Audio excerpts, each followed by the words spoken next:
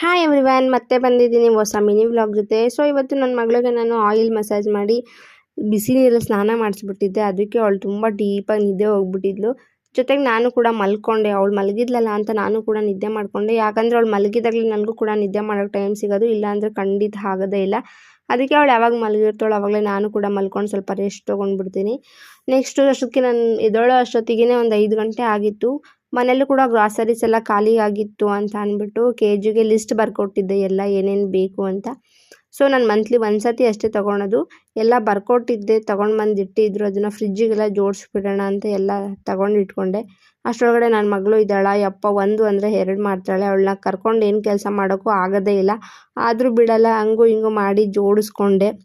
Next ಸ್ವಲ್ಪ ಬಟ್ಟೆ ಎಲ್ಲ ವಾಶ್ ಮಾಡಿ ಹಾಕಿದ್ದೆ, ಅದೆಲ್ಲ ಹಾಗೆ ಉಳ್ಕೊಂಡಿತ್ತು ಅಂತ ಅದನ್ನೆಲ್ಲ ಮರ್ಚಿಟ್ಟು ಕಬೋರ್ಡಿಗೆ ಎತ್ತಿಕ್ಬಿಡೋಣ ಅಂತ ಎಲ್ಲ ಮರ್ಚಿಟ್ಟೆ. ನನ್ನ ಮಗಳಿಗೂ ಕೂಡ ಒಂದು ಲೋಟ ಹಾಲು ಕೊಟ್ಟೆ, ಕುಡ್ಕೊಂಡ್ಳು. ಸ್ವಲ್ಪ ಮೇಲ್ಗಡೆ ಕರ್ಕೊಂಡು ಹೋಗೋಣ, ಅವಳಿಗೂ ಬೆಳಗ್ಗೆಯಿಂದ ಮನೇಲಿದ್ದು ಬೋರ್ ಆಗಿರುತ್ತೆ ಅಂತ ಮೇಲ್ಗಡೆ ಎತ್ಕೊಂಡು ಹೋದೆ. ಅಲ್ಲಿ ಅವಳ ಫ್ರೆಂಡ್ ಜೊತೆ, ಸಾನ್ವಿ ಜೊತೆ ಆಟ ಆಡ್ತಿದ್ಲು ಅಂತ ನಾನು ಕೂಡ ಸ್ವಲ್ಪ ಟೈಮ್ ಸ್ಪೆಂಡ್ ಮಾಡ್ಕೊಂಡು ಬಂದೆ. ಅಷ್ಟೇ ಇವತ್ತಿನ ಮಿನಿ ವ್ಲಾಗ್ ಆಗಿತ್ತು. ಇವತ್ತೇನು ಜಾಸ್ತಿ ಇಲ್ಲ ಲೆಂತು. ಸೊ ಈ ಒಂದು ಮಿನಿ ವ್ಲಾಗ್ ಏನಾದರೂ ನಿಮಗೆ ಇಷ್ಟ ಆಗಿದ್ದರೆ ಒಂದು ಲೈಕ್ ಕೊಡಿ, ನನ್ನ ಪೇಜ್ನ ಫಾಲೋ ಮಾಡಿಕೊಡಿ. Thanks for watching. Love you all.